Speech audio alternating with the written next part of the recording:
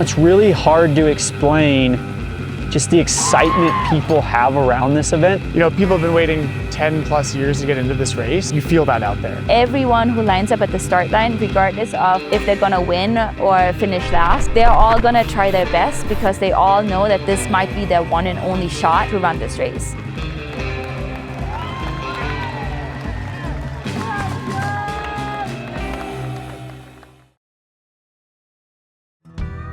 "100 miles, 18,000 feet of climbing, 23,000 feet of descent, from the snow line of the Sierra Nevada to the track at Placer High School in Auburn, California, Western States is the oldest 100-mile trail race in the world."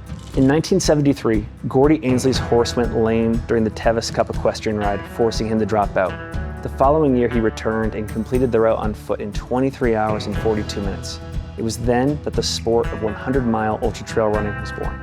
Every edition of Western States is unique. In the 2026 edition, we are looking at unprecedented cold temps. We're looking at 60-mile-per-hour wind gusts on the escarpment, a high of 78 degrees Fahrenheit in Auburn. Anything is possible in those elements. This is no longer the furnace that we know and love year in and year out. This is the story of the 2026 Western States 100, told aid station by aid station, following veterans, first-timers, and podium contenders alike. 5 in the morning, over 350 runners standing in the dark at the base of a ski resort, about to run further than most people like driving in a day. 3, 2, 1.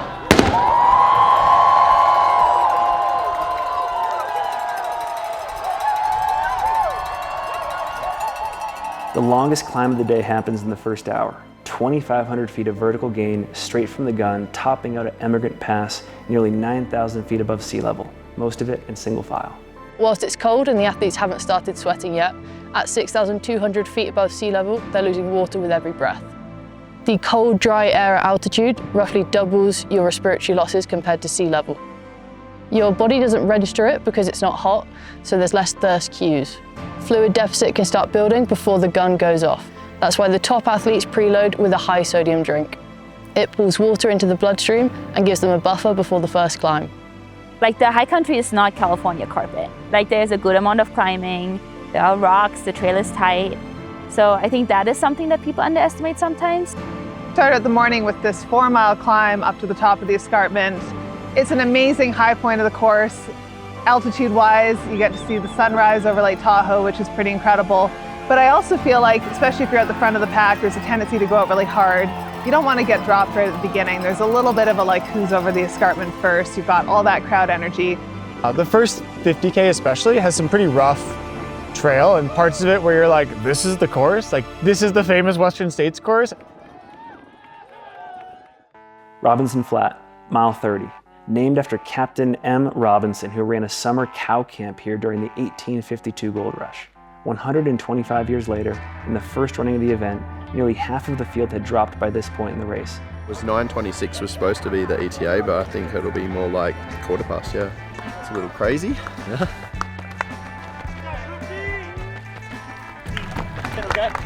Strong, he's not aggressive. No shoes. No shoes. I can't do those. These are working great. Okay. He looked good. We had a few shoe troubles early on in the race, so we've had to just adapt a little bit compared to the normal plan. Trying to keep him nice and calm, and hopefully we can get him rallying and back to where he should be. See, the conditions are a little bit cooler than normal, so we didn't opt for any ice at this aid station, just a little bit of water cooling, and we'll pick up some more ice cooling at the next aid station.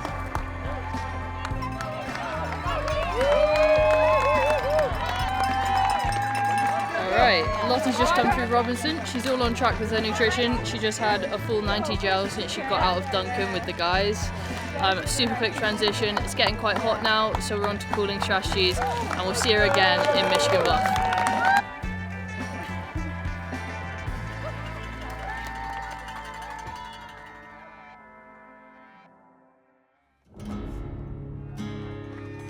By dusty corners, the shade disappears, the temperature climbs, and the canyon system that defines this race begins to reveal itself.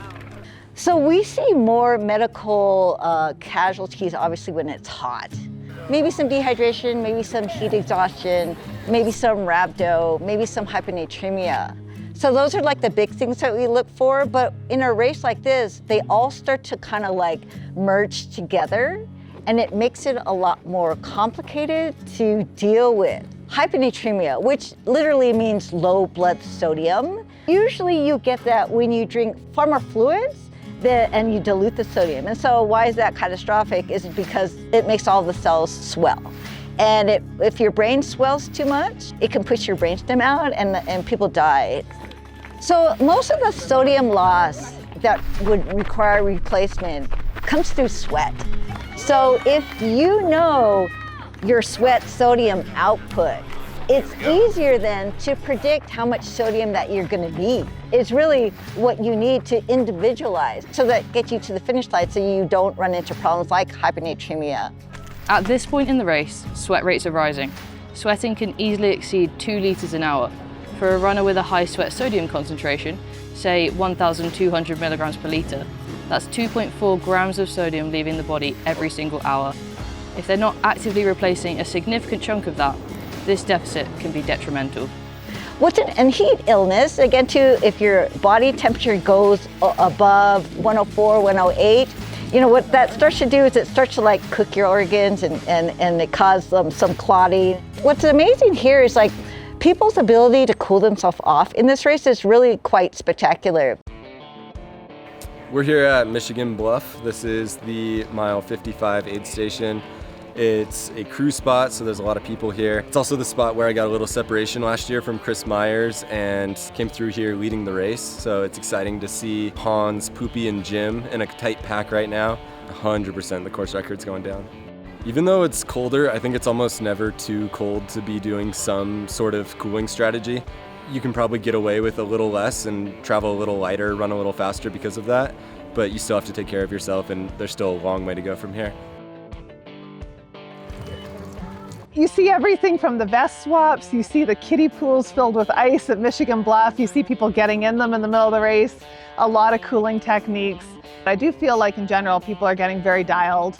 The stops are getting very short. A lot of times it's a running through the aid station as your crew runs alongside you and just sort of passes you stuff and you check in for that feedback. You can't waste any time in this race. Yeah, she looked great, still smiling. We did a lot of cooling, it's a lot hotter now. Gave her a pack for just a short section now and we're gonna catch her at Forest Hill really soon. All right, we're here in Forest Hill, and as you can see, it is a party for not just a couple blocks, but try 10 blocks up there. Always for me, Western States, racing this race, the energy is electric here in Forest Hill. A lot of people say the race starts at Forest Hill. It's a common saying at Western States, and at mile 62, sometimes it feels true. This is where pacers join, where crews regroup, and runners hit pavement for one of the only times all day. The crowd noise also hits you like a wall. I've tried to really strip down my fueling plan to be as simple as possible for me to remember and adapt. So on my watch, every 20 minutes, I have an alarm that goes off, and I'll have at 20 minutes, half a PF90, at 40 minutes, the other half of the PF90. On the top of the hour, I'll have a PF30, and after 8 hours, those switch to PF30 with caffeine. And so it's really easy for me to keep track of if I've missed a gel or if I'm falling behind or whatever, because I'll just reach in my belt, and if I have half a PF90 and it's the top of the hour, I need to eat that, because I should have eaten it earlier. So Jess has just come through Forest Hill. He's feeling really, really good. He stopped for a minute to just take a second and catch his breath. He changed his socks. Everyone knows that's like a new life. He took on his nutrition, his water, some Coke, some Red Bull, and we saw him off on his way with plenty of water all over him to cool him down. Forest Hill was a gold rush mining supply town settled way back in 1850. Originally called Under the Hill. Now it's a strategic inflection point of the race. You survived the canyons, and the question is what you've got left for those final 38 miles. Cool, Lottie has just been through Forest Hill. She's smashing it. I've just weighed all her flasks and gels from the last few hours. She's completely on track with her plan. She's looking really strong. It's been quite hot, so we've done a lot of cooling. She's going up into the next section now with a good amount of fluid and a good amount of fuel. Yeah, it's a really fun environment. It gets bigger every year that I come. Athletes in our database who maintained 80 to 110 grams of carbohydrate per hour through Forest Hill tended to finish strong, while those who dropped below 45 grams per hour, often because their gut shut down in the heat, were significantly more likely to drop out. Forest Hill at mile 62 is the highest volume dropout point on the entire course. Rucky Chucky is possibly the most iconic location in ultra running, mile 78, the American River crossing. In over 50 years of Western states, boats have been used about 12 times. The rest of the time, runners wade, waist deep, holding a rope with 78 miles in their legs. The river is cold, and after hours in the canyon heat, that cold acts as a well-needed reset. For some runners, it's the moment in the race that they come back to life. Well done, Eric. Thanks. Good job, mate. Oh, we're getting there. You're getting there. Come on then. Make sure you get your head all the way under, yeah? Have you got any empties? I'm gonna leave some of those in there. Try and get some of those down you, okay?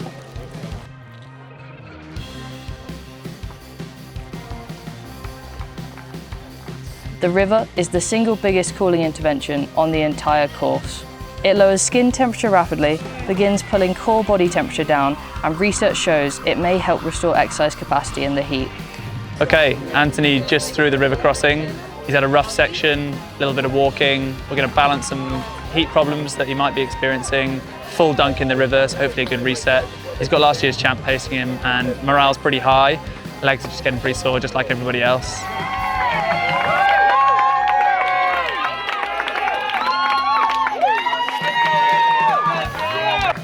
Yeah. Lottie! Lottie, keep moving, those two. Go on, keep going.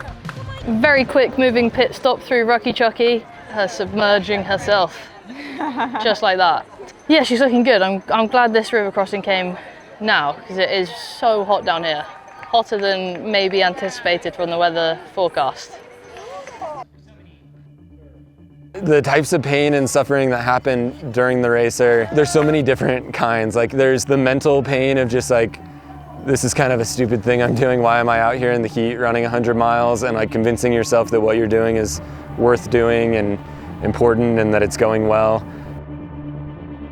I think this race gets really tricky from a hydration perspective because you've got altitude in the beginning and it's cool. And then the temperature just gets cranked up over the coming hours. And then you're cooling so aggressively that it can just make it a little confusing whether, am I thirsty, am I not? And it can get really hot. And even when it's not really hot, it's still hot. And all of that can be confusing to your body, I think. And finally, the track at Placer High School, where it ends for everyone, from the winner to the final finisher before the 30-hour cutoff. 100 miles. Months of early mornings, hard work, sacrifice, and commitment, all leading to this moment. What was your saving grace? Honestly, adjusting my plan and like the first 40 miles being cooler. And so I stopped fueling as much, like I backed off. And then once it heated up and I felt like I was like absorbing fluids, I was right back on my plan until the end. Smashed it. Thank you. Smashed it. Yeah. That was hard. That was really hard.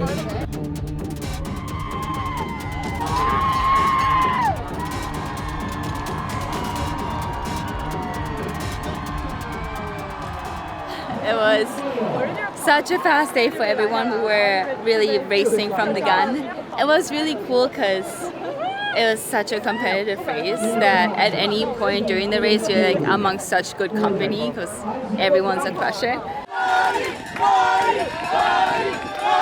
It was phenomenal. I was running like pretty conservatively in the beginning, I feel like, in the high country, and then made my first move in Robinson Flat, passed a bunch of people, got into the canyons in like third place, which was exciting, and that gave me a good boost.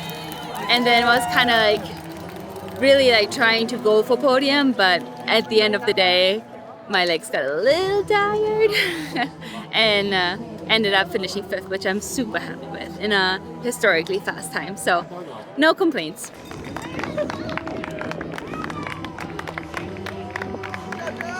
Jess has just made it to the track in his first 100 mile and we're so proud of him. He had 96 really, really strong miles and then struggled a bit towards the end, but that's expected over such a long duration. He's with his family and his friends now. Super cool to crew him. This is Anthony Costales from Salt Lake City, Utah.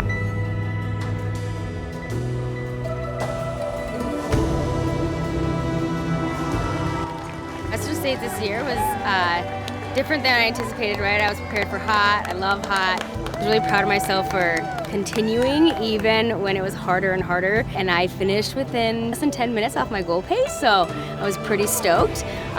Finished 13th in a time of 17:24 and first female in my age group, over 40, so first female master.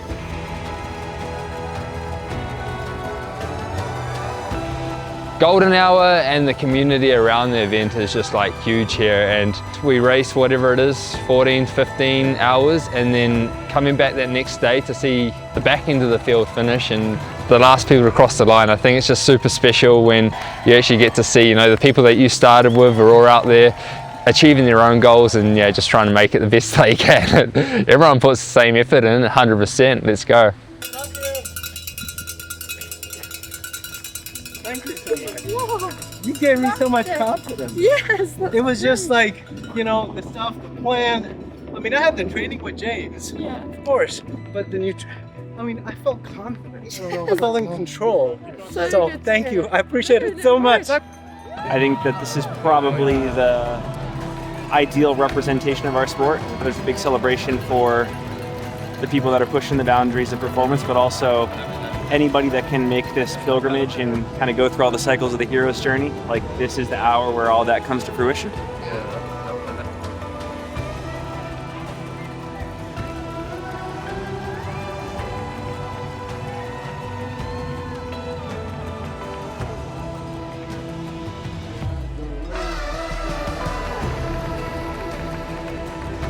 There you have it, the 2026 Western States 100, the most historic, in my opinion, beautiful, maybe even brutal 100-mile race in the world.